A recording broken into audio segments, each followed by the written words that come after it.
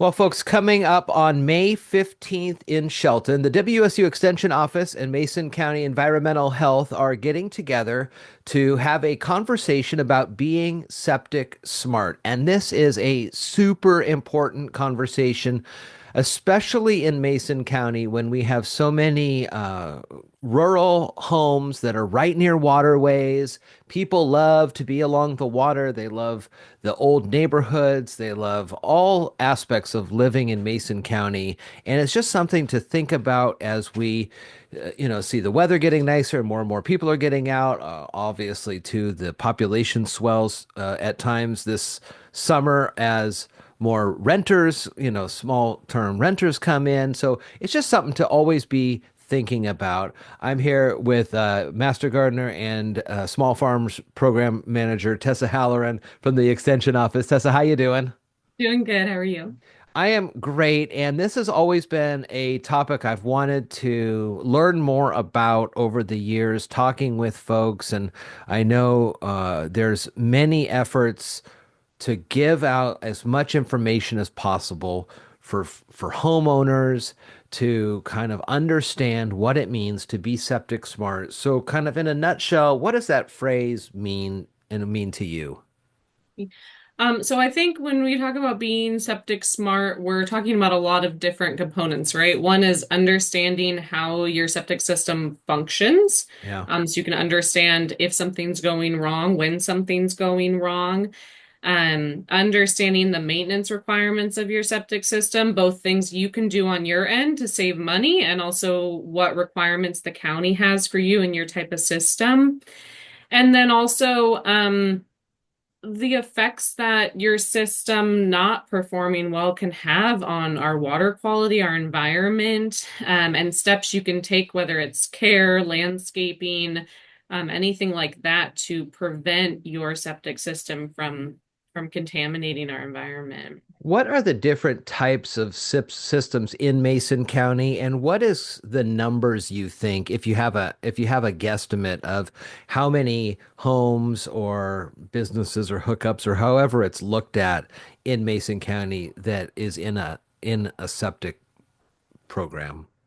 That's a great question. I don't have the specific numbers on me right now. We do have them in the presentation that we give. I just don't know them off the top of my head, but I know that a significant portion of Mason County is on, private septic systems. And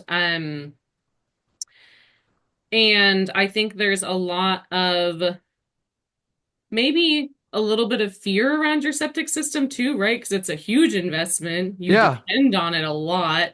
And also, it can be really expensive if something goes wrong. Even just the regular maintenance can be expensive. So I think people being able to learn more about how their septic system is functioning, there's many different variations of septic systems depending on how much like suitable native soil you have on your property that can handle your septic system, and where you're located, what the topography of your land is like. And so I think helping people understand how they can care for their septic system and taking some of that mystery away can kind of take some of that fear and intimidation about working with your septic system Oh, away yeah. too. Well, and this is in Shelton, this presentation, but you're going to do them in Belfair and Hoodsport. And right off the Mhm. top of my head is I'm thinking Hoodsport as you're driving along the canal there. They're not hooked up to,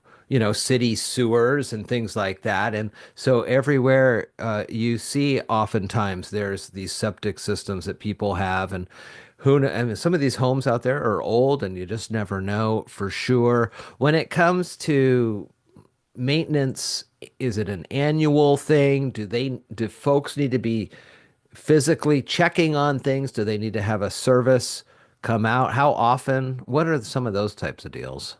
Yeah, those are great questions. And those are all very dependent on the type of system that people have.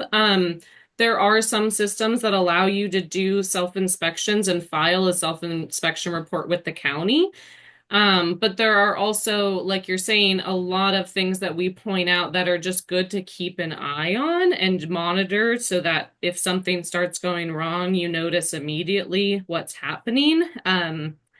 And then some systems that are a little bit more complicated or are installed in more kind of specialty situations need to have a professional come out and work on them. So it's all dependent on that. When you have a system like this in the ground and folks want to then still have a nice looking lawn or a nice looking yard, what are some things, and I'm sure you'll talk about this too in the upcoming program on the 15th, is what are some do's and don'ts on landscaping or making sure that you're not planting trees too close to these things or I don't know, maybe even cement over the top of it. I don't know. What are some of the things that you've seen in the past that homeowners have done that when you show up, you're kind of like, oh, well, if that's probably not good. One of those types of things. Right.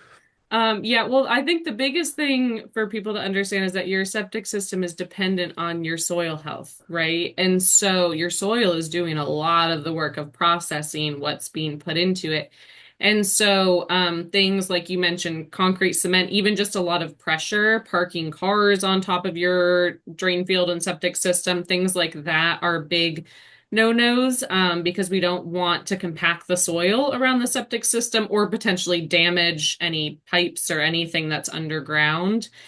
And then as far as planting goes, turf grass is kind of the standard, but there are other things that we can plant, provided they typically are more drought tolerant. So they're not things that are going to go really like looking for a lot of water. Uh-huh. And then also that have, don't have large tap roots. They have more fibrous, shallow root systems. And so they can kind of grow on the top without interfering with the septic system. And then as far as trees, we typically recommend keeping all trees at least 2 to 3 times the width of the canopy away from your septic system. Wow. Wow. And on some Um, of these small lots, those are tiny trees then. It might be better just to think of something different. Yeah, and it can be dependent on the tree too. There are also ways you can treat tree roots to kind of keep them away from your septic system. Of course, you have to work with what you have. A lot of people around here have huge Doug fir cedars on their property. Things Yeah. like that are not going away, and we don't want them to go away. They're beautiful, important trees, right? So we talk a lot about working with what's currently on your landscape and then some different ground covers and smaller shrubs and specifically what types of trees to stay away from, like willows, right? Very water loving trees. We want something a little more drought tolerant if it's going to be somewhere near your septic system. I mentioned at the beginning, a lot of homes in Mason County, they're beautiful. People come from all over, and so the rental markets, like the Airbnbs, pick up this time of year. And so I know that they'll say in the listing, this is for 4 people or something. But sometimes that's not how many people show up or whatever. So when it comes to these workshops, is it homeowners that should be attending, property managers, renter folks, or who are you wanting to come to this thing? Really, everyone. In the past, we've had homeowners, we have a lot of property and rental owners, both with questions on working with their renters for these things, and then also a lot of people, have their houses sit empty for part of the winter, and then they're coming back in after their septic system has just been sitting for a while and wondering, how do they care for it if they're gone part of the year and here part of the Oh year. yeah, because it We is have kind of almost needing to. I don't know how to put this, but it needs to kind of be working all year round, right? If there's a downtime, maybe some of the bacteria changes. Is that am I off base on that? I don't know. There can there can be downtime. It's more kind of knowing how to maintain your septic system and then anything that's sort of a red flag when you get back into the house, right? What's sort of normal to expect, what could be sort of a red flag. And then we also have we've had a few realtors come, which has been really great to see so that they can help their clients know a little bit more about what to expect if they're buying a house with a septic system for the first time. I heard a story one time, and the homeowner had their property, and they had the septic, and you could see the things, and it was a septic, and then it was hooked up into the city system, and there was a part of their lawn, their yard, that always grew really, really well. And they're like, oh, well, there's a tree here, so there's a little more shadow. It's not getting as much heat. That's what's going on. And this went on and on and on. And it was this stretch little here. And then finally, one day, there was a smell and there was some puddling. And so they had to make a call. Thankfully, at this point, they called the city that they were in, but they came in and sure enough, something had happened and there was a crack or who knows what it was, but it it obviously had been going on for a while because it was right in line with the piping that went above where, the lush part of their lawn was. And so you don't want to sit on those types of things. You want to be able to get that taken care of right away because I'd imagine probably some sort of a health hazard too. Right, yeah, absolutely. And so yeah, we talk a lot about that where it is fairly normal to see your lawn be more green over your septic system. I mean, it's getting more nutrients from the effluent coming out Yeah, of your sure. your system. And some people will even, depending on how their pipes are laid out, get green stripes and then dry stripes because those areas are getting more water and then less in between. Uh-huh. But yeah, anytime there's puddling, smell, anything that's just a little off, yeah, you immediately want to call somebody to see what's going on. Where is this workshop going to be at?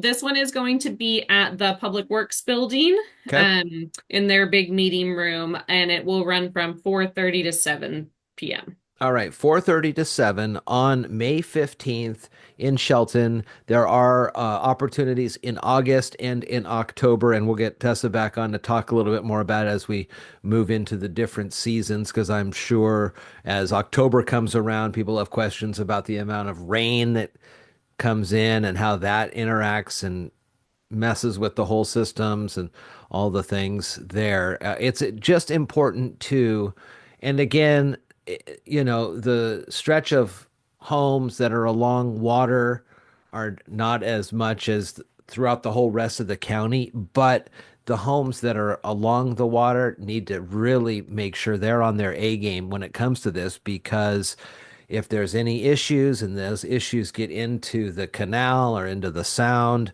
that can spread out and cause major issues, not only to the environment, but to the business, like the shellfish companies and things like that. So it's just something to always be top of mind. We live in a beautiful space and we want to maintain that when it comes to those types. That's my own little editorial Yeah. on that. You don't have to agree on that if you don't want to, but it's just something to really be cognizant of, especially if you do live along the water. Absolutely. And to remember, I think that our waterways are all connected, right? Our groundwater goes into our rivers, into our lakes, our streams, out to the canal, out to the sound. And yeah, I think you're right. I think there's very few, if any, people living in Mason County who don't appreciate all of our beautiful waterways, right? So So we want this to keep them is that way.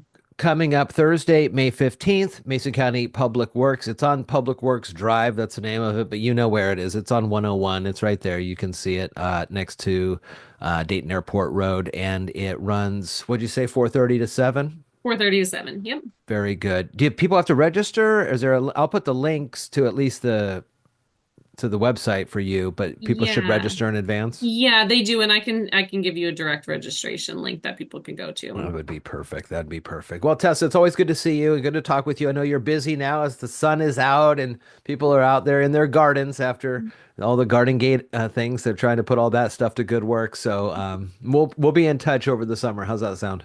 That sounds great. Thank you so much. Very cool. Thank you.